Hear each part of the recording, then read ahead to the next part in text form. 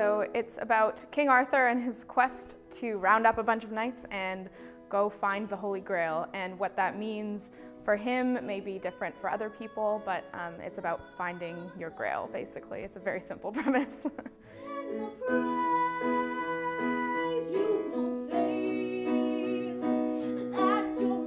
It's a huge, huge show. It's intended for like the Broadway or the London West End stage, so it's huge. So there's a huge team, a huge cast. There's a lot of people working around the clock to get this show ready. And there's a huge set. I'm using the word huge a lot because there's really no other way to describe this show. But yes, as the director, it is challenging to oversee not only the artistic aspects of putting the production together, but overseeing a cast of 18 and a band of, I think, 17 to put the performative aspects together as well.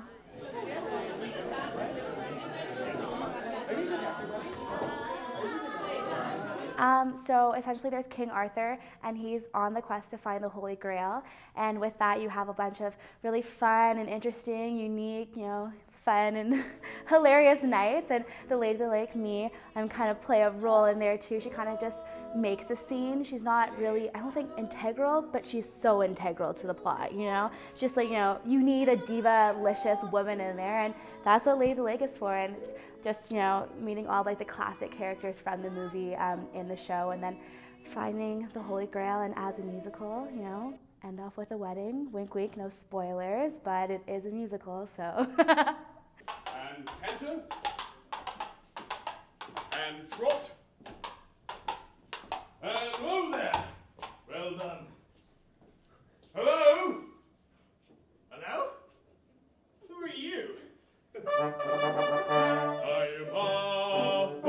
I am the, quote, homicidally brave Sir Lancelot, unquote.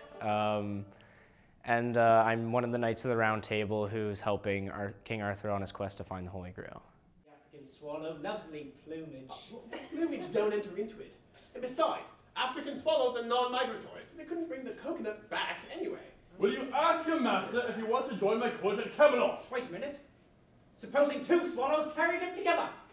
Now they'd have to have it on some sort of line. Well, it's simple. They just use a strand of creeper. What? However, the dorsal guiding feathers. Well, why not? The storyline is almost the exact same. You're gonna see a lot of quotes taken out of the movie and put into the show. Recognize a couple lines and everything. All the characters are the same. It's so fun. I get to play a lot with accents and voices and everything, which I've always been pretty good at, not to toot my own horn. And it's easy because you see the movie and you know how it should be done because you want to do the film justice, really. So it's been a really, really fun one. So there's a ton of music. There's a lot of music that Monty Python fans will recognize actually from the movie or from other Monty Python movies. There's a musical director and a vocal director, and we all work together to sort of get the actors and the singers and the orchestra together to put the music together. There's a lot of songs in each scene. There's like a ton of music in the show actually. Toward the beginning, we were rehearsing anywhere from an hour to 4 hours, 6 days a week. And the past couple weeks it's been 4 hours, 6 days a week again. And I put a lot of time into it because I'm in high school still, and so I'm at school most of the day, and then I get home for about 2 hours, and then I'm off to rehearsal for the rest of the night. So, and then I like to go to bed early because I like to sleep a lot, so when I get home I go right to bed.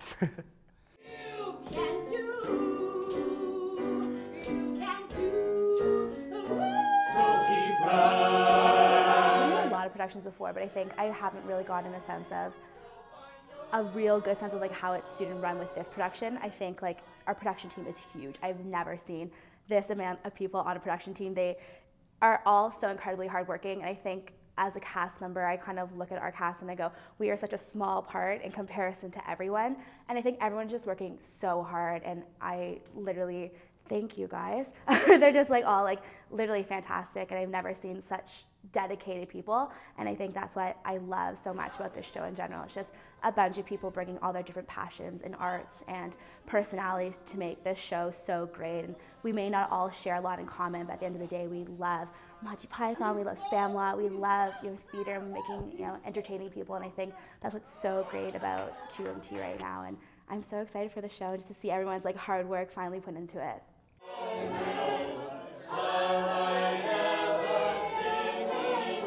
Average Python fan will be satisfied with what they see. The show really does the movie justice, and the writing and everything. And there's going to be a couple very different things thrown in there as well. It's like a combination of a lot of different like Monty Python sketches and like movies kind of together. Also the addition of Lade the Lake, like I said, you always need to have a strong female character in there somewhere. But it's still very classic Monty Python, and fans and really strong followers will definitely get a good sense of that from the show. It's fantastic. I must speak with your Lord and Master.